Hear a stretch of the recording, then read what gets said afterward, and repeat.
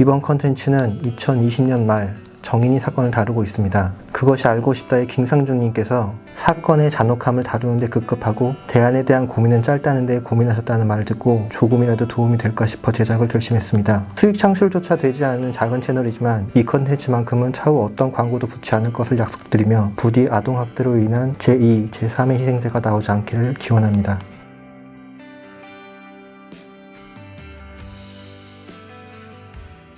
무거운 주제를 갖고 박사님을 찾아뵀어요. 네네네. 쉬운 주제도 아니고 민감한 부분이라 박사님께서 출연하기 고민이 많으셨을 텐데 흔쾌히 허락을 해주셔서 정말 감사합니다.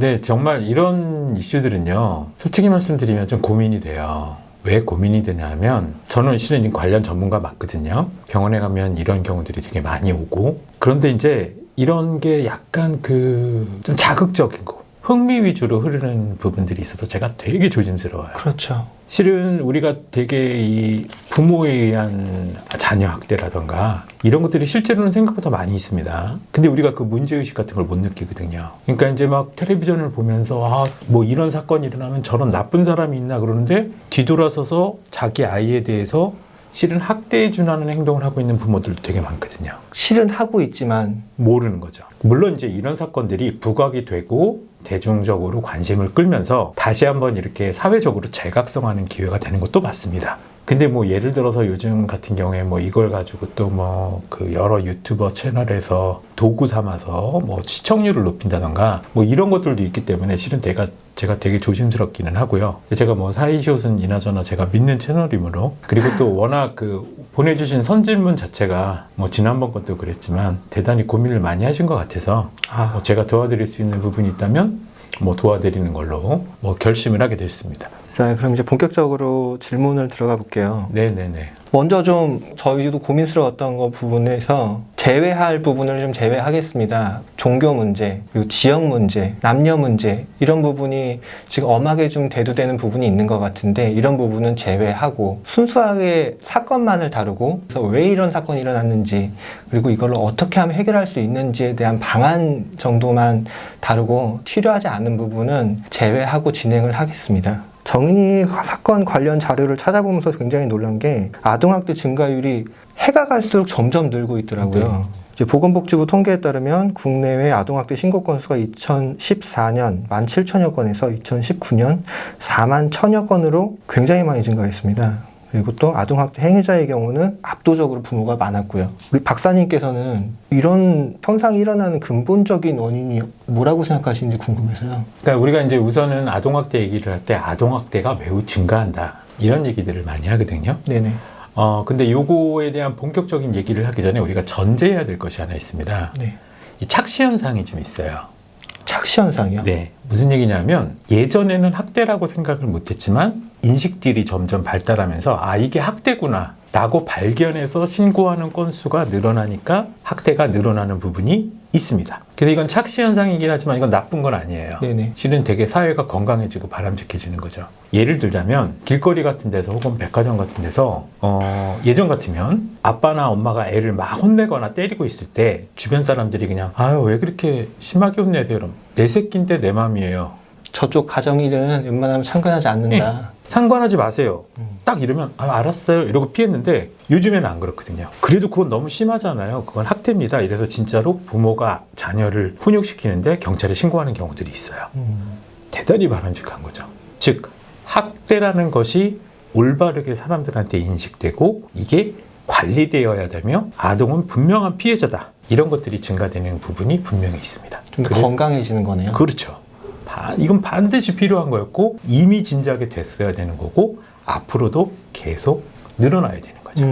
근데 이런 착시 현상이 기본적으로는 있어요. 네네. 예. 그 중에서 대표적인 게 자녀학대에 대한 인식 변화입니다. 자녀학대에 대한 인식 변화. 자녀학대요. 네. 아까도 이제 말씀하셨듯이 아동학대에서 부모가 제일 그 비율이 높다 이렇게 얘기를 했는데 실제로도 부모가 학대하는 비율이 많거든요. 네네. 특히 우리나라는 자녀 양육을 하는 데 있어서 다른 부모들이 개입하거나 아니면 부모의 그런 고유의 그 양육 방식에 대해서 노터치하는 것이 관례였는데 그 감정노동자보호법이나 아니면 직장 내 괴롭힘 금지법 이런 법들이 생기면서 이제 자녀체벌 금지법이라는 게 지금 논란이 되고 있거든요. 자녀체벌 금지법이요. 네. 그러니까 자녀들을 양육하거나 교육하는 것은 좋지만 체벌은 금지한다. 왜냐면 이게 대표적인 학대니까. 그러니까 예를 들어서 자녀가 아무리 잘못을 했어도 회초리를 때리는 건 맞냐 안 맞냐 이런 거죠. 그런데 회초리 정도만 해도 우리가 실은 글쎄 나도 어렸을 때 회초리 맞아봤는데 지금 생각하면 폭력이 일상화됐던 때가 있었거든요. 그런데 실제 현상은 그렇지 않습니다. 실제 현상은 너 왜 그러는 거야 도대체? 넌 아빠가 우리가 우스워? 엄마가 그렇게 하지 말랬잖아. 소리 막 버럭버럭 지르면서 애한테 너 이리 와 이 새끼야 그러면서 막 닥치는 대로 애를 때린다던가 이건 분명히 학대거든요. 폭력이고 학대죠. 그렇죠. 이러면 애는 대단히 강한 심리적 상처를 받은과 동시에 강한 폭력으로 인한 두려움, 공포 같은 것들이 생기거든요. 네. 이것은 분명히 학대예요. 근데 예전 같으면 이런 소리들이 옆집에서 들려오면 에휴 자식 또 혼나는구나. 요즘에는 신고가 들어간다니까요. 그래서 자녀학대에 대한 인식 변화 이런 것들이 학대 신고가 많이 들어가게 되는 제가 착시현상이라고 그러니까 이게 부정적인 의미 같지만 이건 대단히 사회적으로는 건강한 문제입니다. 이런 그 통계적인 의미 말고도 우리가 일반적인 부분에서 이제 부모가 자녀를 혹은 이제 다른 사람들을 학대를 하는 것과 있어서 가장 먼저 고려해야 될 것은 이제 그 가해자의 정신질환, 심리적인 문제 이런 게 있느냐 없느냐. 그러니까 이제 특히 부모님 이외의 사람들 그런 사람들에게서 가장 많이 찾는 원인 중에 하나는 이제 정신질환이죠. 그러니까 공격적인 성격이라던가 우울증이나 이런 것들이 공격적인 행태. 즉 감정 조절을 잘 못해서 그게 아이의 학대로 나타난다던가 이런 부분이 있을 수 있고요. 또한 이거는 좀 논란의 여지가 있을 수 있는데 아이가 되게 행동적 문제를 보이는 경우가 있어요. 아이 자체가 행동적 네. 문제를 보인다고요? 예를 들어 심한 ADHD 이러면 이제 애가 되게 짜증나게 하거든요. 네네네. 화가 나게 하고 그러면 이제 부모가 그걸 참다가 혼내게 되는데 이게 이제 학대 수준으로 나오는 수도 있어요. 근데 이런 거는 이제 질병의 문제이기 때문에 어쩔 수 없다. 혹은 이건 좀 다른 차원에서 관리를 해야 된다. 이런 차원에서 보더라도 우리가 이제 학대가 증가하는 여러 가지 이유들 중에 첫 번째는 부모 준비가 옛날만큼 되어 있느냐. 그러니까 예를 들어서 우리가 이제 보고 배우는 데 있어서 예전에는 막 3명, 4명, 5명 내지는 형제들 2-3명 이런 식으로 해갖고 부모가 될 것이 당연하면서 부모가 되려면 어떻게 해야 되는지에 대해서 예의주시하고 관찰하고 당연히 부모는 되는 것 이렇게 생각을 하고 있었던 부분들이 있었는데 요즘에는 이제 결혼도 안 하고 그다음에 특히 자녀 출산 이런 것들은 더더욱이 안 하거든요. 네. 이런 것들도 우리가 생각해 볼 수 있는 원인 중에 하나예요. 내가 부모가 되려고 마음의 준비를 하고 어떤 관련 기술이나 능력들을 학습하고 그리고 애를 낳았느냐 혹은 아이를 양육하느냐 이게 크리티컬한 포인트 중에 하나예요. 이제 저희가 이제 정신과에서 소아 진단 같은 것들을 할 때 제일 먼저 물어보는 것 중에 하나가 원하던 결혼이었냐 이걸 제일 먼저 물어봐요. 왜냐하면 내가 결혼을 해서 이 남자랑 혹은 이 여자랑 사랑하고 애정을 해야 되겠다. 그럼 난 어떻게 해야 되지? 이런 게 아니라 덜컥 그냥 결혼을 하게 돼버린다던가 아니면 결혼에 대한 준비가 없이 원가정에 너무 힘들어서 난 결혼이 탈출구밖에 없다. 이래서 결혼을 하게 되면 결혼상의 문제가 일어나거든요. 도피성 결혼 같은 그렇죠. 거죠. 아이 문제도 똑같아요. 아이 문제도 원티드 베이비였냐를 꼭 물어봐요. 원하는 아이였고 이게 준비가 돼가지고 이제 아이를 가집시다. 이렇게 돼서 충분히 그런 심리적인 준비가 된 채로 아이를 가지고 그러면 이제 아이를 가지는 과정, 임신 과정, 출산 과정 이런 것들이 이렇게 스무스하게 건강하게 지나갈 가능성이 많아요. 근데 이제 예를 들어서 하룻밤 이렇게 잘못해가지고 애가 갑자기 임신이 돼가지고 결혼도 갑자기 하게 되고 아이도 갑자기 가지게 돼서 전혀 예상치 않았는데 두 가지 같이 왔네요. 최악이죠. 이런 때에는 부모 자체도 준비가 안 돼 있고 그 임신이나 출산 과정 자체가 대단히 스트레스이기 때문에요. 이 과정에서 아이에 대한 맞이할 심리적 준비 이런 걸 못 하거든요. 이런 것들을 좀 포괄적으로 얘기해서 양육에 대한 부모의 준비도 이런 것들이 좀 문제가 있을 수 있다. 이렇게 볼 수 있겠고 이제 다른 한 가지는 학대를 하는 사람들이 왜 학대를 하느냐 이런 여러 가지 원인 중에 가장 흔한 것 중에 하나는 분풀이에요. 분풀이요? 예. 자기가 기분이 안 좋거나 화난 것을 상대방한테 풀거나 공격적인 행동을 보이는데 가장 쉬운 대상이 누구냐 하는 거죠.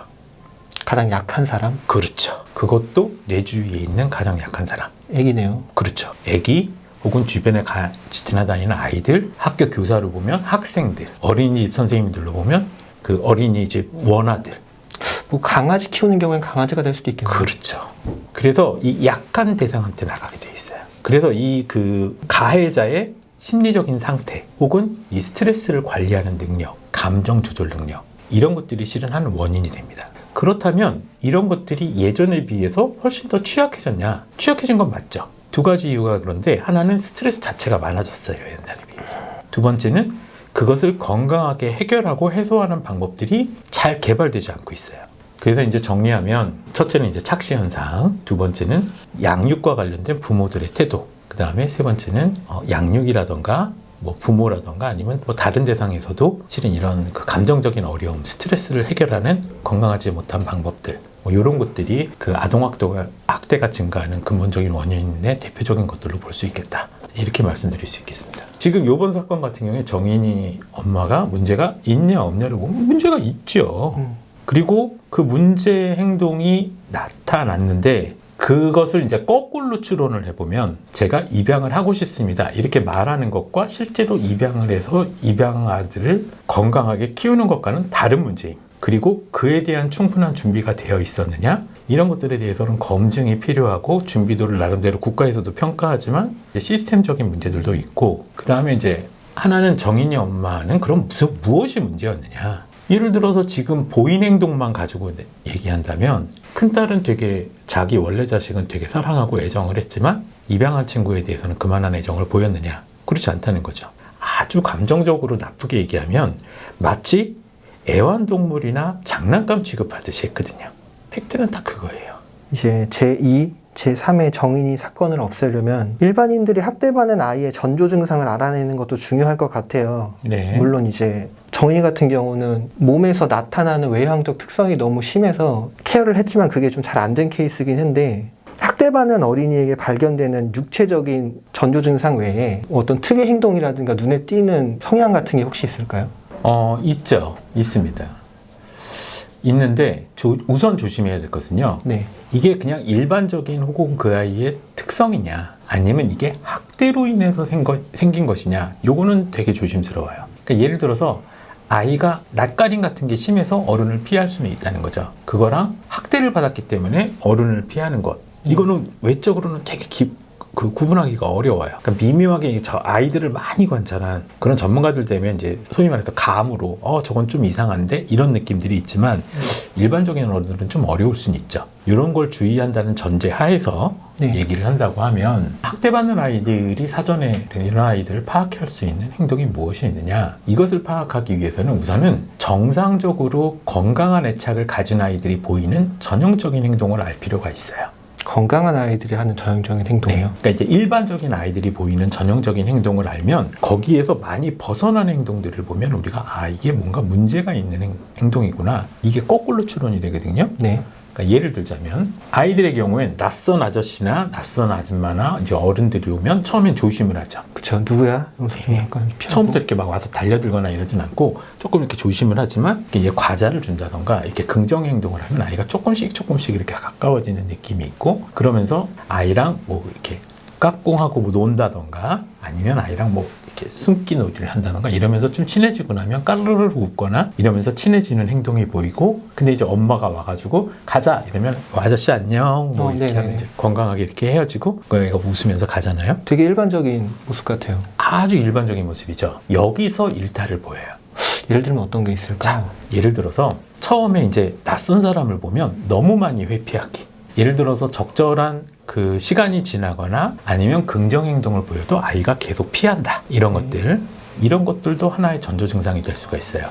여기까지는 아직 성향에 따라서 약간 그렇죠. 성향에 따라서 그럴 수도 있고 그 다음에 이게 학대의 증거일 수도 있고 네. 근데 이제 학대 같은 경우에 특히 유난히 그런 행동들이 남자에게만 나타난다던가 여자에게만 나타난다던가 혹은 뭐 학대자와 유사한 특성을 보이는 사람들 그런 사람들과 관련돼서 나타난다던가 네네. 이런 그 특징들이 보이면 그것은 이제 학대의 증거로도 볼 수 있겠다. 그 예를 들어서 영화 중에요. 랜섬이라는 영화가 있어요. 멜 깁슨 나온 영화. 네, 그 이제 무슨 얘기냐면 백만장자 아들이 납치가 돼가지고 납치범들한테 끌려가 있었는데 납치범들한테 돈을 주는 대신에 현상금을 걸어가지고 나중에 그 아이를 찾아와요. 근데 알고 보니까 납치범들을 살해한 그 사람이 실은 알고 보면 범인이었던 거예요. 그때 이제 멜 깁슨이 경찰이 우리 아이를 구해주셔서 감사합니다 이러면서 보상금을 주는 자리에서 네. 아이가 저쪽에 그 범인의 얼굴을 안 보고 있다가 범인 목소리를 딱 듣는 순간 오줌을 싸요. 무서워서. 그래서 멜 깁슨이 딱 보고선 이 사람이 납치범이겠구나 이걸 추론하거든요. 네네. 그러니까 무슨 얘기냐면 자라보고 놀란 것은 소뚜껑 보고 놀란다가 아동학대에서 전형적으로 나타나는 아이들의 행동 패턴으로 나타날 수가 있어요. 그러니까 학대자와 유사한 특징을 보이는 사람, 이런 사람들과 관련돼서 회피 행동 혹은 심한 위축 행동 네네. 이런 것들이 심하게 나타난다. 심하게 오줌을 싼다거나. 오줌을 싼다면 그건 뭐 100%고요. 거의 99% 확신이고. 근데 이제 예를 들어서 보통 아이들 같으면 이렇게 가서 뭐 이렇게 서로 얼굴 보고 뭐 부모 뒤에 잠깐 숨었다가도 또 이렇게 살짝 호기심에 이렇게 했는데 안녕 뭐 이러면 이제 애가 좀 더 이렇게 가까워지거나 이런 느낌이 없이 계속 부모 뒤에 숨어서 안 나타난다던가 아니면 조금 가면 계속 막 학을 뛰면서 애가 도망을 간다던가 만질라 그러면 막 이렇게 한다든가. 그런 것들이 전형적으로 나타나는 저건 학대하니까 이런 의심을 조금씩 하게 돼요. 그리고 그 세부적으로는 지금 말씀하신 터치 만지려고 그러면 이렇게 그러니까 소위 말해서 정상 반응 이상으로 너무 경기를 하듯이 뭐 이렇게 한다던가 네네. 아니면 눈 마주침 자체를 아예 막 이렇게 피한다던가 성격인 애들은요 눈 마주침을 이렇게 약간 이렇게 하거든요. 눈을 살짝 비끼면서 이 사람이 보이고 있는 상태에서 이렇게 눈치를 쌀쌀쌀 보면서 간을 보는 거죠. 이렇게 좀 봤다 슬금슬금 예. 살짝 보면서 이렇게. 예. 근데 이제 너무 이렇게 아예 무관심하거나 이렇게 회피를 한다던가 아예 안 보고 이렇게 예. 피하고 있다는 거죠. 그렇게 되면 이거는 좀 과하다. 뭐 이것도 성격일 수도 있지만 학대나 심리적인 고통 혹은 폭력 같은 것들에 노출된 아이들이 보이는 특징적인 증상 중에 하나일 수도 있죠. 그래서 이렇게 정상 아이들이 보이는 전형적인 패턴들 그런 것들이 잘 안 나타나거나 심하게 벗어난 행동을 할 때는 우리가 저건 학대가 아닐까? 라고 생각할 수도 있다는 거죠. 그 중에서도 일반적으로 보기 어려운 특징 중에 하나가 애들이 과잉으로 비는 애들이 있어요. 제가 너무 잘못했어요. 막 이렇게 과잉으로 비는 애들 있죠. 괜찮아. 옆에 사람을 툭 쳤다던가, 뭘 깨뜨렸다든가 이럴 때 막 거의 무릎 꿇고 막 애가 막 울부짖으면서 비는 거나 이런 행동들은 의심이 갈 수 있죠. 왜냐하면 예를 들어서 애가 무슨 잘못을 했을 때 에이 왜 그랬어 괜찮아 이렇게 되면 애가 그런 행동을 보일 리가 없죠. 근데 우리가 이렇게 막 너무 빌거나 울면서 막 정말 잘못했어요 이렇게 비는 행동들은 어느 순간에 나타나냐 이거죠. 뭔가 맞았겠죠. 심한 폭력 상황 이런 데서 나타나는 전형적인 행동이기 때문에 그런 경우에는 실은 되게 강하게 이건 아동학대가 있거나 아니면 부모들이 너무 엄하게 키우거나 혹은 부모가 폭력적이지 않을까 이런 것들을 좀 의심해 보긴 합니다. 지금 저도 들으면서 굉장히 많이 알게 된 부분도 있는데 물론 이거는 전문가분의 해석이고 일반인들이 뭐 아이가 이런 행동을 했을 때 이 사람 부모 학대하고 있어 이게 아니라 일반인들이 봤을 때는 조심하고 의심하고 유심히 좀 봐야 되는 상황이라는 거를 박사님께서 말씀해 주고 계신 거라고 생각하면 될 것 같습니다. 되게 좋은 지적인데요. 그거를 얘기했다가 문제가 나거나 사단이 날 가능성이 100%거든요. 아무런 자격도 없는 사람이 가서 얘기한다 그래서 그 사람이 들을 리도 없고 근데 전문가도 아닌 분들이 가서 얘기한다고 그 사람이 받아들일 리는 더 없고 뭔가 권한을 내가 당신한테 주지 않았는데 당신이 왜 나한테 그런 언급을 해?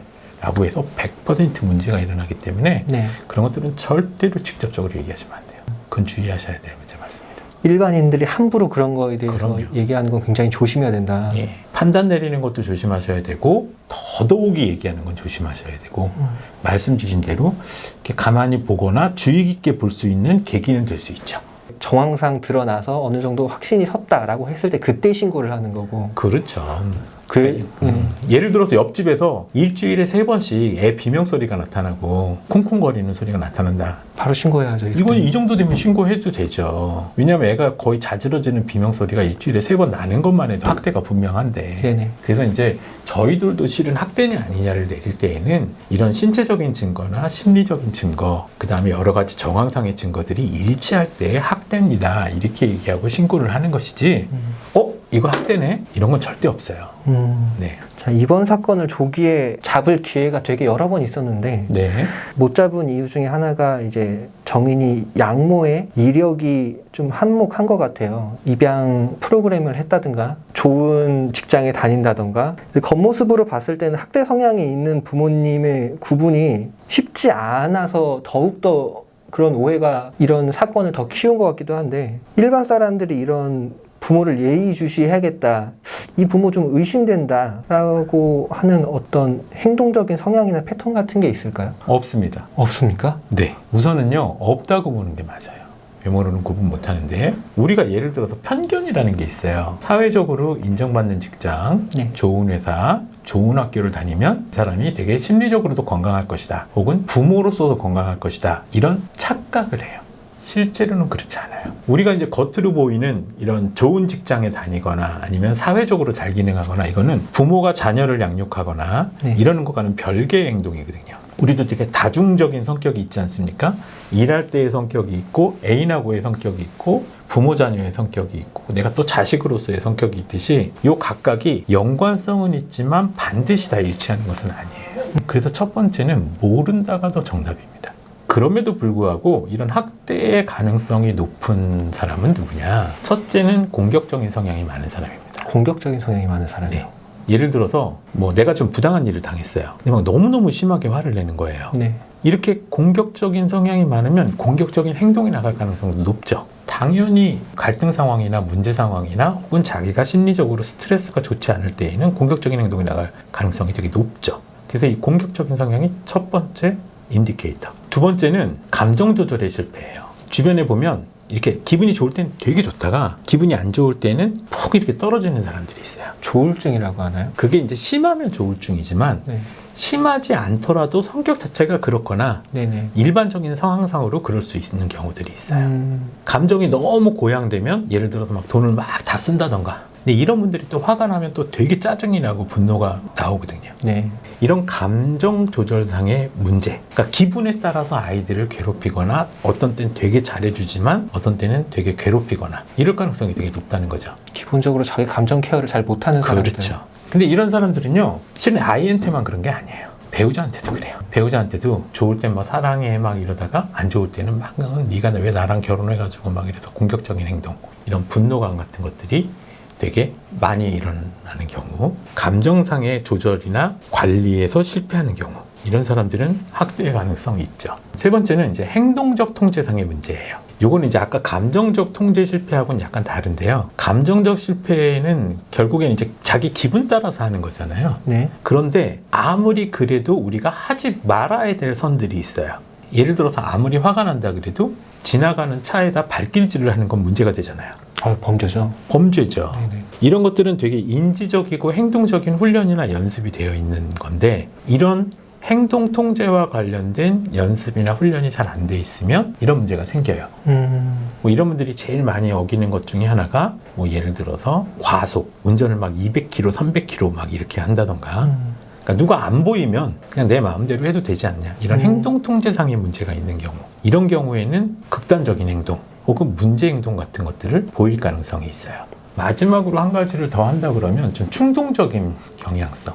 충동적인 경향성. 이거는 따지고 보면 충동적인 경향성도 있을 수 있고 제 표현으로 이제 인지적 통제가 잘 안 된다 이렇게 될 수도 있는데 욱해서 그러는 거죠. 욱하는 성질. 예, 그러니까 전혀 안 그러던 사람인데 이제 욱한 순간에 문제 행동 같은 것들을 이제 해버린다던가. 네네. 근데 이걸 왜 인지적 통제의 문제하고 관련지어서 해석을 하냐면 이런 욱을 해서 나오는 결과적인 문제들이 있어요. 예를 들어서 이제 그 선생님한테 욱해가지고 선생님 왜 그래요? 뭐 그리고 화를 확 내고 나면 선생님한테 이제 두고두고 책 잡혀서 욕 먹거든요. 요거 잘못해서 내가 욱해서 한 번 했다가 또 학기 내내 욕 먹어. 이건 아니야. 이 충동성 조절이라는 게 결국은 인지적 통제하고 되게 밀접한 관련이 있어요. 네. 그래서 두 가지를 같이 얘기하는 거예요. 특히 이런 학대라던가 이런 것들은 되게 극단적인 행동이기 때문에 이것은 절대적으로 범죄이고 사회적으로 하면 안 되는 행동이다. 이런 것들이 충분히 인지적인 통제 이런 것들이 돼 있어서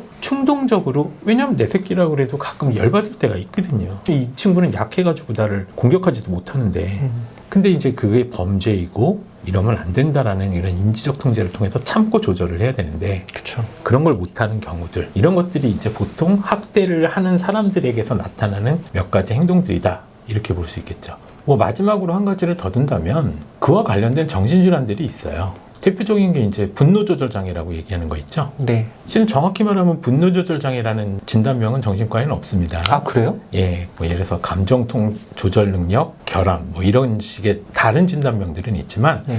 정확히 분노조절장애라는 진단명이 있지는 않아요. 오히려 이제 그것보다 더 그런 거는 반사회적 성격. 이거는 이제 진단명도 있고, 이런 분들이 가지는 그 핵심적인 특징은 공감 능력의 결여거든요. 그러니까 예를 들어서 내가 당신을 때리면 아프겠구나, 고통스럽겠구나, 그럼 그렇게 남을 고통스럽게 하면 안 되지, 이런 공감 능력이 없기 때문에 괴롭히는 거거든요. 그래서 이제 반사회적 성격장애나 정신과적인 질병들이 근본적인 원인인 경우들도 있기는 하죠. 박사님이 처음 말씀하셨던 것처럼 나쁜 사람도 외향적으로 가려낼 수 없는 것처럼 좋은 사람도 외형적으로 가려내는 게 사실상은 불가능하다. 그런 사람들을 따로 보지 않고 형평성 있는 시각으로 좀 볼 수 있는 방법 같은 거를 지금 제시해 주신 것 같아서 그런 힌트들을 좀 유심히 보고 있다가 주변에서 혹시 어떤 문제가 있는 부모라든가 그런 사람들이 있으면은 좀 유의 있게 보셨다가 정말 문제가 생겼을 때 대처를 해주셨으면 좋겠습니다.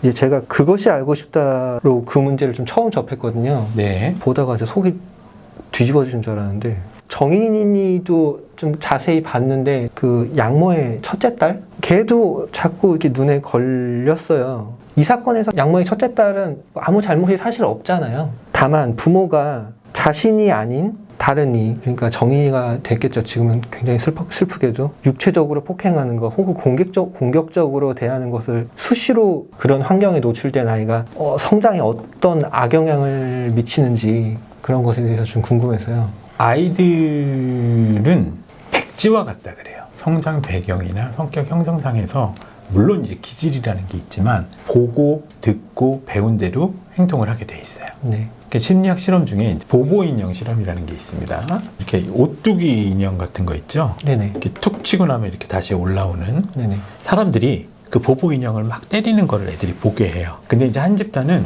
아이 막 때리고 나면 이렇게 상을 줘요. 잘했어. 그러니까 이제 애들이 와서 보는 거죠. 이렇게. 네네네. 어떤 사람들이 와갖고 보보 인형을 막 때리면 이렇게 상을 받는 걸 보면 얘들이 이 방에 딱 들어가게 되면 가서 인형을 막 때려요. 다른 그룹의 아이들은 보보 인형을 때리면 이제 막 혼나는 걸 봐요. 딴 사람들이 와서 막 때렸더니 왜 때려? 막 이러면서 혼나는 걸 봐요. 그럼 얘네들은 그 방에 딱 들어갔을 때 일단은 안 때려요. 혼나는 걸 봤으니까. 네네. 하지만 너 저거 하면 상 줄게 이러면 애들은 그 행동을 해요. 무슨 얘기냐면 때리는 행동 자체를 학습하는 건 학습하는 거예요. 근데 이 행동이 나올지 안 나올지는 보상을 받냐 처벌을 받냐에 따라서 달라진다는 거죠. 즉 폭력 행위를 하는 것을 보는 것만 해도 폭력 행동을 학습해요. 그래서 부모가 아이를 때리는 것을 보게 되면 그 아이는 당연히 그 정도 또래의 애들을 때리는 행동을 학습하게 됩니다. 이런 것들을 관찰 학습이라 그래요. 모방 행동이라 그러죠. 우리가 TV에 폭력물들이 나오는 것이 도움이 되냐 안 되냐, 뭐 공격성을 해소하냐 아니면 뭐 모방 범죄를 하냐, 이 논란이 바로 이 논란이에요. 관찰 학습은 그 행동을 배우도록 한다. 이런 것들이 있는데 기본적으로는 관찰 학습을 통해서 그것을 배우는 건 맞아요. 폭력 행위를 보면서 자란 아이들은 나중에 두 가지 반응들을 보이는데 폭력을 따라하거나 아니면 폭력을 되게 혐오하거나. 되게 양극적으로 갈리네요. 그러니까 예를 들어서 아버지가 알코올리즘이다. 네. 이렇게 되면 큰아들은 알코올리즘이 되거나 똑같은 알코올리즘의 이 취약성은 있지만 한 사람은 그걸 나는 아버지 그러는 걸 보고 절대로 술을 안 먹어. 이런 건 결국 이제 자기가 컨트롤하는 문제잖아요. 네네. 예. 그러니까 관찰해서 배우는 건 배우는 거고 이 통제와 관련된 문제들은 또 다른 별개의 문제다. 결국 근데 우리가 관찰해서 배운 것 자체를 막을 수는 없는 거잖아요. 이미 일어난 거니까. 결국은 이런 통제력을 강화하는 이런 것들과 관련된 개입만이 가능하다. 이렇게 보시면 된다는 것이죠.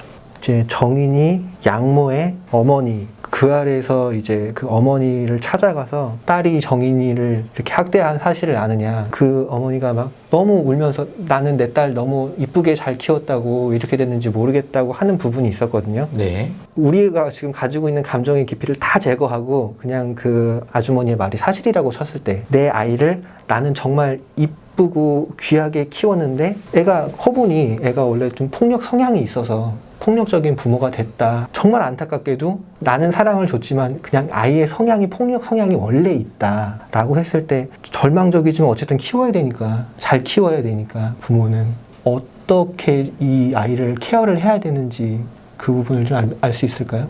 제가 이건 되게 조심스럽게 말씀드리는 거 맞고요. 뭐 개인적인 의견이라는 것을 전제로 하고 워낙 이제 조심스러운 이슈다 보니까 말씀을 드리면 정인이 엄마라는 사람이 과연 폭력적인 사람이었냐? 그건 잘 모르겠어요.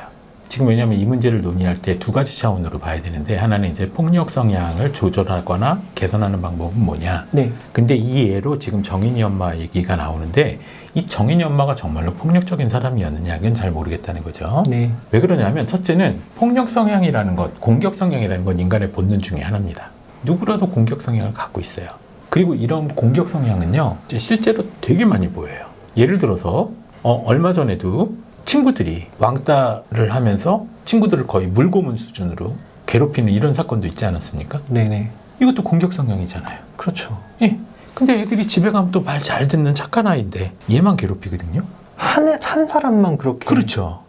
특정 대상에게만 그렇게 폭력적이고 공격적인 행동이 나온다는 거죠. 이럴 때에는 이 사람이 공격적이냐? 뭐 이런 것들에 대한 논의도 논의지만 실은 이 사람이 이 상대방을 어떻게 생각했느냐의 부분이 더 중요한 것 같아요. 친구나 동료로 생각하기보다는 네. 이걸 이제 예를 들어서 나의 분풀이 대상이나 어떤 정당하고 동등한 인격체로 생각하지 않은 것이잖아요. 그쵸. 괴롭힘의 대상자로 생각한 것이지. 내가 그렇게 해도 되는 애. 그렇죠. 이렇게 이제 그룹핑 자체가 달라졌다는 거예요. 그게 대표적인 게 아까 말씀하신 것 같은 애완견, 동물들을 괴롭히는 거예요. 왜냐하면 동물들은 반항을 하지 못하니까. 그런데 정인이 같은 애기들은 반항을 하지 못하잖아요. 그렇죠. 이게 이렇게 같은 범주로 취급될 수가 있어요. 실은 지금 제가 보면 정인이 엄마가 정인이를 대한 거는 과연 이게 진짜 자녀, 부모 자녀 혹은 사람 대 사람으로 대했느냐 아닌 것 같은 생각이 든다는 거죠. 사람이 아닌 애완동물을 하나 키우는 것과 같은 혹은 자기의 어떤 심리적 장난감 이런 걸 대한다 이런 느낌을 저는 많이 받거든요. 그러니까 이건 어떻게 보면 잘못된 인식이나 아니면 상대방에 대한 진정한 존중 혹은 아이지만 아이를 존중하고 인정해야 된다는 이런 가치관 이런 데서의 문제일 수도 있겠다 이런 생각도 하게 돼요. 그렇게 된다 그러면 폭력을 개선할 때는 어떻게 해야 되느냐. 아무리 힘이 약하고 반항할 수 없는 아이지만 그래도 아이도 아이로서의 인권이 있고 존중을 해야만 한다. 이런 인지적인 훈련이나 가치관 교육 이런 것들이 사회적으로는 필요하고요. 좀 더 구체적으로 보면 감정이나 스트레스를 잘 해결해서 아이들한테 분풀이를 한다던가 혹은 동물을 괴롭힌다던가 이런 행동을 하지 않도록 하는 것 네. 이런 것들이 좀 필요하고 그 중에서도 공격 행동의 가장 문제가 되는 분노 아니면 공격성의 성향 그러니까 공격성의 성향이 특히 이제 감정적으로 분노라는 형태로 나올 때 그런 괴롭힘의 행동들이 나오거든요. 이런 분노를 조절하고 해결하는 건강한 감정관리 훈련 이런 것들이 좀 필요하다. 이런 것들이 연습이 되고 훈련이 돼서 자연스럽게 건강한 습관으로 자리 잡는 게 필요하다. 이게 저의 견해. 뭐 이 정도로 말씀드릴 수 있을 것 같습니다. 만약에 내 자녀가 아직 철이 없었을 때 같이 키우는 애완견을 막 학대하는 거라든가 그런 걸 우연히 목격을 했을 때 말씀하신 것처럼 이제 교육적인 부분에서 빨리빨리 대처를 한다든가 이게 내 범주를 넘어갈 것 같으면은 전문가의 조언을 얻는다든가 그런 거에 대한 케어를 해야 된다는 말씀이시죠? 당연히 해야죠. 첫째는 그건 안 돼라고 분명히 알려줘야 됩니다. 네네네. 안 돼. 그렇게 하면 안 되는 거야. 근데 왜 그랬어? 너 짜증나고 화났구나. 그럴 땐 이렇게 해야 되는 거야. 이런 감정 조절과 관련된 연습 같은 거 하고 그건 다시 한 번만 그렇게 강아지 괴롭히면 그때는 엄마한테 정말 혼나. 그건 안 되는 거야. 이런 행동적이거나 인지적인 훈련 같은 것들이 같이 병행이 되되 이게 꾸준히 돼야 돼요. 꾸준히. 그러니까 예를 들어서 애가 이제 동물을 학대하는 걸 봤어요. 그래갖고 애를 이제 그래도 교과서적으로 제가 이제 가이드 해드린 대로 너 그렇게 하면 안 돼. 제가 아프잖아. 그럴 때에는 너 왜 그랬니? 화나서 그랬어. 그럴 때는 이렇게 화를 풀어야 되는 거야. 알았지? 이렇게 교육을 시켜놨어요. 그래놓고 남편이 들어오니까 당신은 말이야 그럼 되겠어 이러고 막 물건을 던진다던가 자기는 안 그러면서 여기다 이렇게 하는 거 이건 안 되는 거 아니에요. 네네네. 좀 일관성 있는 모습을 그렇죠. 보이는 말씀이시죠? 양육이라는 건 훈련이라는 건 그렇게 해야 되는 거거든요. 실은 생각보다 부모 역할이 그래서 쉽지가 않아요. 네. 그래서 아까 이제 이런 근본적인 원인 중에 하나가 부모로서의 마음가짐 자세, 준비도 이런 것이 이런 문제 행동의 원인이 되는 이유 중에 하나가 되는 거예요. 되게 현실적으로요. 진짜 애가 고양이나 강아지를 너무 학대한다 이렇게 되면요. 빨리 전문가한테 가시는 게 좋아요. 최근 뉴스 중에서 되게 좀 쿵한 뉴스가 네. 어린애가 그 뭐 비비탄 총이라 그러나요? 네. 그거 갖다가 이제 고양이를 이렇게 좀 한 그 사건이 있었는데 그거를 봤다면 그냥 타이를 수준이 아니라 그냥 빨리 전문가한테 케어를 받겨야 된다는 거죠. 만약에 그런 게 심하게 일어났다 그러면 혹은 엄마가 분명히 안 된다고 얘기했는데 계속해서 반복해서 일어난다 그러면 그건 문제가 될 수 있죠. 왜냐면 그건 전형적인 공격적인 행동이잖아요. 네네. 근데 또 한편으로는 이해가 되기도 해요. 왜냐면 텔레비전만 틀면 총 쏘고 게임만 열면 총 쏘고 막 죽이는 게 흔하게 일상인데 예. 근데 그건 영화고 이거는 현실이고 이게 이제 애들한테 잘 안 먹히니까 그런데 이제 유난히 그런 행동을 반복해서 한다. 이건 안에 이제 분노감이라던가 심리적인 이슈가 있다는 것이잖아요. 네네. 그걸 과연 부모가 파악해서 해결해 줄 수 있겠느냐 하는 거죠. 혹은 부모가 파악해서 해결할 수 있도록 돕기 위한 검진이나 평가나 진단을 받아보는 게 좋음. 왜냐면 부모들은 부모 입장에서 보니까. 이제 이번 사건으로 많은 부모님들이 화가 나는 반면 자기 반성의 계기가 되셨다는 글을 좀 많이 봤어요. 맘카페라든가 그런 데 가보면. 이제 내가 폭력을 쓰지 않는 부모님이라도 아이를 키우다 보면 솔직히 울컥울컥 할 때가 많죠. 그 뭐라 그러죠? 미운 3살. 요즘에 또 단어가 바뀌었던데 미운 3살 죽이고 싶은 7살인가? 원래 미운 7살이라는 말이 있는데요. 네. 실은 이제 미운 7살보다 미운 4살이라는 말이 더 맞아요. 왜냐면 이제 제 책에 행복한 엄마, 행복한 아이라는 책에 보면 7살은 언어적 통제가 돼요. 근데 4살은 그게 안 돼요. 왜냐면 그런 말귀를 못 알아들을 때이기 때문에 그러니까 행동은 하는데 이런 인지적 통제가 안 되는 때이기 때문에 4살이 더 위험해요. 그리고 그때는 애들이 처음으로 걸어다니면서 자기 마음대로 세상을 탐색할 때이기 때문에 이 탐색 행동 자체가 되게 많아요. 되게 위험해요. 특히 이제 아들인데 엄마다. 이러면 그 기운을 감당할 수가 없어요. 그럼 엄마들이 스트레스 너무 받죠. 내가 분노가 있고 화가 일어나는데 제가 아무런 힘이 없어요. 자연스럽게 공격 행동을 할 가능성이 되게 높아져요. 그런데 우리가 안 해야 되는 거죠. 왜? 문제가 되니까. 아이에게 상처가 되고 아이에게 심리적으로 문제를 일으키며 그것은 옳지 않은 일이니까 하지 말아야 되는 거죠. 그리고 어른은 어른답게 어른스러운 행동, 이제 어른스러운 감정 해결 방법을 써야 되는 거죠. 엄마들이 이 사건을 보면서 이제 뭐 반성을 많이 했다, 뭐 이렇게 얘기를 하시는데 그 반성을 하시는 엄마들에 대해서는 제가 이제 좋은 얘기를 하나 해드리면은 그걸 보면서 그렇게 자기 반성을 하는 엄마들은 크게 문제는 없어요. 관점이 그런 게 있는 거잖아. 아이를 그렇게 힘들게 하면 안 되겠구나. 나도 혹시 그런 게 아닌가. 이런 반성을 하면 그런 엄마들은 보통은 아이를 역지사지하고 아이를 위해서 크게 감정적인 배려를 하는 엄마들이 보이는 전형적인 행동이에요. 근데 오히려 그게 좀 일반적인 현상이라는 거죠. 예, 일반적이고 건강한 거죠. 타산지석을 하는데 그게 내가 반성하는 방향으로 간다 그러면 그런 것들은 이제 신중하고 조심스러운 엄마들이기 때문에 실제로는 그런 행동을 잘 안 해요. 반면에 그걸 보면서 너무너무 욕하는 사람들이 있어요. 저런 죽일 것들, 뭐 저게 인간이냐, 뭐 이렇게 극단적이고 이분법적 사고나 아니면 그것으로 인한 극심한 분노를 느낀다. 이런 분들은 실은 아이나 주변 사람들이 비슷한 행동이나 문제 행동을 했을 때에도 그런 극단적인 행동을 보일 가능성이 있어서 오히려 더 조심하여야 돼요. 이번 거 같은 경우는 사건이 워낙 제가 사실 그랬거든요. 그거 보고 난 다음에 제가 사실 뭐 밥 먹을 때 그런 걸 안 봐요. 속이 뒤틀려서 자려고 이렇게 하는 자꾸 그게 막 뭐 안에서 막 끓어요. 저도 문제가 있겠지만 그런 사람들이 좀 주변에 많았다고 보거든요. 그 문제가 될 수도 있다 이렇게 되는 부분은 뭐냐면 이 사건에서 우리가 느껴야 될 건강한 감정은요. 아이에 대한 측은지심과 역지사지 차원에서의 공감이에요. 애가 얼마나 힘들었을까. 그쵸. 굳이 비율적으로 말하면 한 반에서 7, 80%. 그 다음에 또 하나는 그런 가해자에 대한 분노가 또한 20, 30%에서 최대 50% 정도. 이게 두 가지 마음이 같이 있는 게 건강해요. 근데 이제 이 아이에 대한 공감 부분은 없이 이 부모만을 갖다가 비난하는 경우들이 있어요. 요거는 문제일 수도 있어요. 매스컴에서 그런 걸 원하는 것 같기도 해요. 예. 지금 촬영하러 오시면서 저한테 이제 질문 주신 것 중에 이런 일이 안 일어났으면 좋겠다라는 방향으로 진지하게 얘기를 좀 해주셨으면 좋겠습니다라는 문구가 저는 제일 중요하다고 생각했거든요.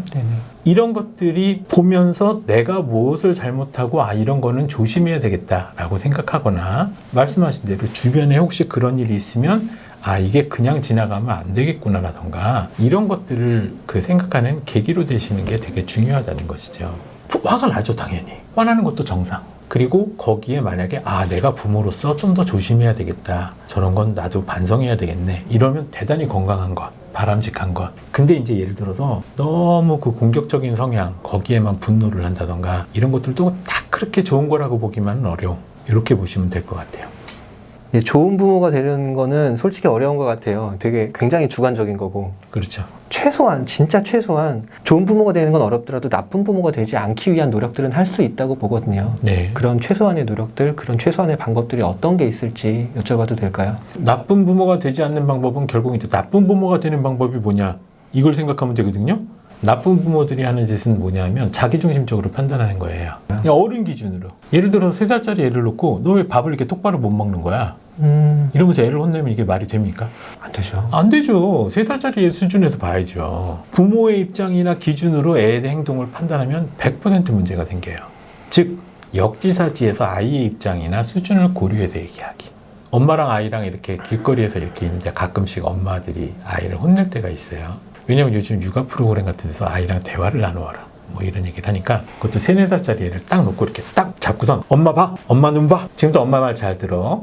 네가 뭘 잘못했냐 하면 이렇게 하지 말아야 된다고 엄마가 지난번에도 말했지. 그럼에도 불구하고 네가 했으므로 반복돼서 이렇게 하는 것은 문제이고 이렇게 쫙 설교를 하는 경우가 있어요. 네.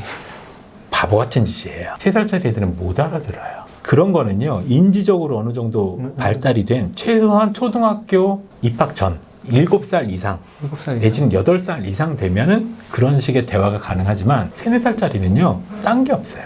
왜냐면 걔들은 심플하니까. 그럼 심플하게 대해줘야 될 거 아니에요. 초등학생 아이를 놓고 미적분을 가르치면 안 되는 것과 마찬가지로 그쵸. 그 수준에 맞춰서 아이의 입장을 고려하는 것. 이게 이제 나쁜 부모가 되지 않고 좋은 부모가 되는 좋은 첫 번째 방법. 아기들이 잘못했으면 이건 이렇게 했고 저건 저렇게 했고 이제 어른 중심으로 얘기를 한다고 했잖아요. 욕심 많은 부모가 되지 말자라고 하는 것처럼 들려서 저는 그러니까 왜 그러냐면 우리 아이가 이 나이 때 요건 좀 알아들었으면 좋겠고 요건 좀 더 배웠으면 좋겠고 말씀하신 대로라고 하면 아이에 대한 어느 정도 욕심을 버려라라고 생각을 해도 될지 싶어서요. 일정 부분은 맞는 얘기죠. 아이의 수준을 고려하지 않고 부모가 되고 싶은 대로 애를 양육하는 것도 학대예요. 한동안 그런 일들이 있었어요. 우리나라 김모모 선수가 피겨스케이팅으로 대성을 하니까 모든 엄마들이 다 피겨스케이팅을 시키는 거예요, 애한테. 엄마 나 이거 싫은데? 너 지금 텔레비전에 못 봐? 모모 선수가 또 골프로 또 세계 재패를 하니까 야, 다 골프 치러 가. 아빠 골프 가는데 너도 따라가. 뭐 3살 조기교육 골프 이런 거 봤어요. 있었어요. 학대죠. 애가 만약에 원해서 가서 너무너무 즐거웠다. 그리고 아빠 골프장 가는데 플라스틱으로 된 골프채를 가지고 막 너무너무 즐거워하면서 아빠를 와서 툭 때리면 너 그건 아니야. 공 때려야 돼. 이렇게 하면서 봤더니 애가 야, 다른 애들하고는 비교 안 되게 잘 치더라. 이래서 골프를 시키는 건 좋음. 하지만 단적으로 그런 거죠. 애가 문과 특성인데 너 의대 가야 돼. 이렇게 해서 자꾸 애를 의대로 보내면 이게 바로 스카이캐슬이잖아요. 그쵸. 스카이캐슬 학대 아니던가요? 똑같아요. 그래서 말씀하신 대로 부모의 입장과 기준으로 판단하기가 말씀하신 부모의 비합리적이거나 이상적인 욕심을 버리기와도 매우 일치하는 부분이 있는 거 맞습니다. 부모들이 흔히 하는 착각이에요. 아이를 위해서 이게 좋으니까 내가 강요해도 되거나 강제해도 될 것이다. 이래서 이게 결국엔 아이의 행복을 가져온다. 라고 생각하는 것이 대단히 착각인 거죠. 나쁜 부모가 되지 않는 두 번째 방법은요. 부모가 행복해야 됩니다. 왜냐하면 부모가 감정적으로 힘들면 아이한테 부정적인 영향이 가고 짜증이 날 수밖에 없어요. 아마 여러분들도 가슴 얹고 반성을 하시면 제일 먼저 반성이 되는 것 중에 하나가 엄한 데서 짜증나서 아이한테 화풀이했다 이런 생각이 들 때가 가끔씩 있으실 거예요. 솔직히 말해서 그렇거든요. 그래서 가끔 부부들끼리 애들 앞에서 부부싸움을 하지 않겠다 이런 결심을 하는 거는 기본이에요. 기본. 그건 자랑이 아니라. 그런데 그렇다고 감정을 안 풀고 미묘한 신경전을 보여주는 것도 아이들한테 스트레스입니다. 대놓고 싸우는 거 아니라고 그래서 모든 게 다 괜찮은 게 아니라 네. 그 막 미묘한 신경전 있잖아요. 그쵸. 공기가 이상할 때. 네. 그럼 애는 이게 가는 가운데서 이렇게 눈치를 보거든요. 이렇게 엄마 무슨 일 있어? 됐어. 니만 조용하면 우리 집은 다 조용해. 너 아빠 닮아가지고 너 봐도 재수가 없어 막 이러면 이것도 문제거든요. 네네. 무슨 얘기냐면 진짜로 감정을 해소하고 감정을 풀어서 이런 부모들의 감정 관리 이런 것들이 잘 되어야만 그게 편안하고 안정적인 심리적 상태가 이제 아이한테도 전달이 되는 거거든요. 그래서 부모가 감정을 잘 다루는 것 이런 것들을 기본적으로 갖추고 있어야 나쁜 부모가 안 돼요. 안 그러면 짜증과 신경질이 애들한테 다 나가게 돼요. 세 번째는 내 아이라는 생각을 좀 버리셔야 돼요. 내 새끼인데 나의가 아니라 아이라는 생각에 좀 초점을 두셔야 된다는 거죠. 방점을 아이에 둬라. 네. 아이, 즉 사람이고 성장해야 되고 개발해야 되고 발전해야 될 대상이다. 그리고 내 아이지만 아이이기 때문에 존중받아야 되고 사랑받아야 된다. 이렇게 생각하는데 방점이 있어야 아이를 존중하게 되고 애정하게 되고 아끼게 되고 사랑하게 돼요. 내 아이다. 여기에 초점을 대면 내 마음대로 해도 된다라는 착각이나 잘못된 생각들이 생길 수가 있어요. 나의, 소유의 개념에 그렇게 큰 비중을 두시면 안 된다. 이렇게 생각하실 필요가 있어요. 그래서 이제 내 아이는 내가 알아서 하고 네 아이는 네가 알아서 해. 이런 게 아니라 아이들은 모두 다 사랑받고 존중받아야 되거든요. 그렇죠. 이래서 아이에 좀 방점을 두셔야 좋은 부모가 될 수 있습니다. 마지막으로 이거 되게 흔히 하시는 실수예요. 아이들한테 절대 강한 자가 되지 마세요. 왜냐하면 네. 엄마나 아빠는 가만히만 있어도 아이한테는 절대적인 권력자예요. 너 엄마 말 안 듣지? 너 아빠한테 그렇게 해봐라 한번. 예, 그거 많이 하잖아요. 아이한테는요 공포와 절망이에요.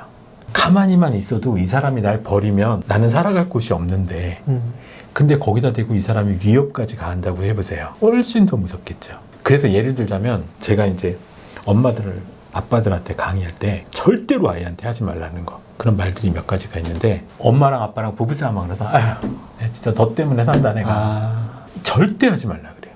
애가 느끼는 죄책감의 수준이요 너무너무 커요. 엄마 아빠가 대놓고 싸우는 거 봤거든요.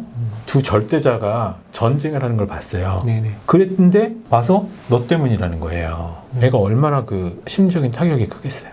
무슨 전쟁 포로도 아니고. 그렇죠. 이걸 제가 이제 정리해서 강한 자로 군림하지 마라. 그러잖아 또 강하니까. 착한 엄마, 혼내는 아빠, 이 구조가 아닌 것 같네요. 착한 엄마, 혼내는 아빠. 요거 실은 저는 개인적으로 별로 안 좋아하는 용어인데요. 네네. 왜냐하면 엄마가 착하고 아빠가 엄하고 이런 편견을 가지고 있는데 실은 바뀌는 집안도 되게 많아요. 부모 중에 한 명은 컨트롤러를 하고 네네네. 한 명은 서포터를 한다. 네네네. 예, 이렇게 되는 경우들은 많은데 엄한 것의 그 내용이 예를 들어서 적절한 행동 통제이나 규칙 제공. 그건 절대 안 돼. 이거는 행동 통제와 관리죠. 우리가 특별히 죄를 짓지 않아도 경찰은 좀 긴장해야 되거든요. 속도는 맞춰가야 되고 이런 것처럼 그런 차원에서의 엄한 건 괜찮음. 그런데 엄한 내용이 애가 이제 즐겁게 놀다가도 뭐 아빠나 엄마나 이 엄한 역할을 하는 사람이 딱 들어오면 막 긴장해가지고 이거는 문제라는 거죠. 이거는 애들이 엄하게 대하거나 조심스러운 걸 넘어서 공포와 불안이 있을 수가 있어요. 근데 왜 우리 그런 거 있잖아요. 한참 긴장하고 있는데 와!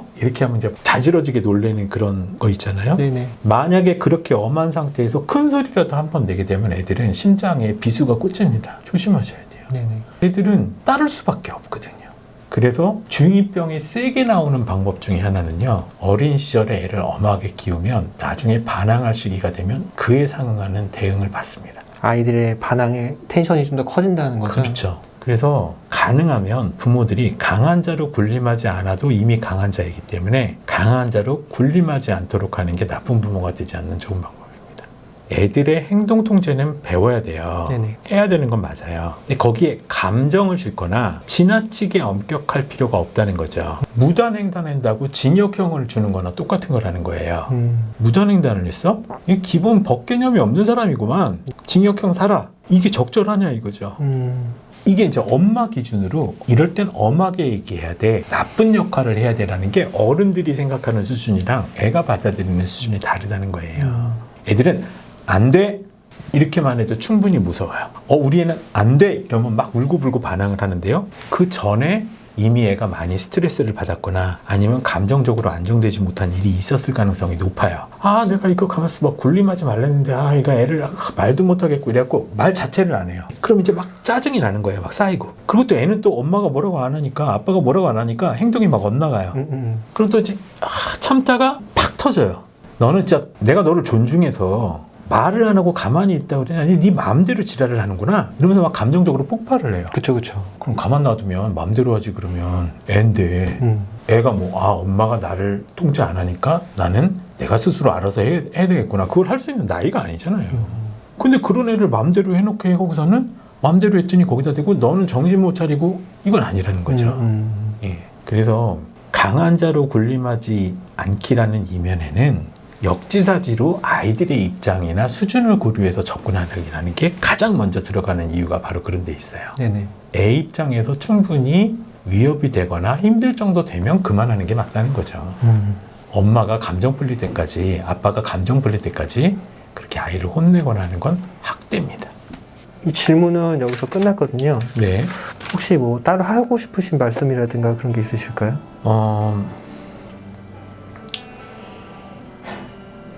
아까 이제 처음에 말씀하셨는데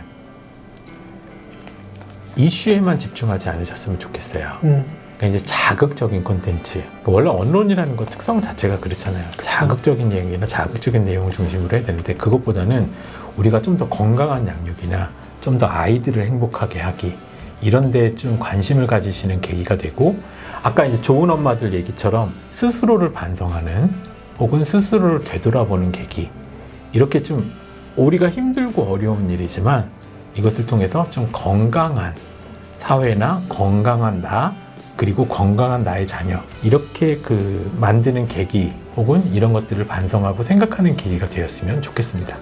2021년 1월 20일인데 오늘 이거 준비하면서 오다가 뉴스를 보는데 제2의 정인이 사건이라는 게 또 터진 것 같아요. 이런 일이 없어야죠. 무조건. 이런 것에 대해 관심을 많이 가져주셨으면 좋겠어요. 그러니까 분노를 표현하고 누가 잘못했냐 잘못하지 않았느냐 법적인 제도도 좋은데 다음에 이런 일이 일어나지 않는다는 게 제일 중요한 거잖아요. 어딘가에서 학대받고 있는 아이들, 그런 아이들이 다시는 없었으면 좋겠고 이런 오늘의 컨텐츠가 그런 것에 조금이라도 도움이 됐으면 좋겠습니다. 이렇게 나와주시고 힘든 자리 말씀해 주신 박사님께 정말 너무 감사드리고요. 아유, 별 말씀을요. 네. 오늘 컨텐츠는 여기서 끝내도록 하겠습니다. 감사합니다. 네, 고맙습니다.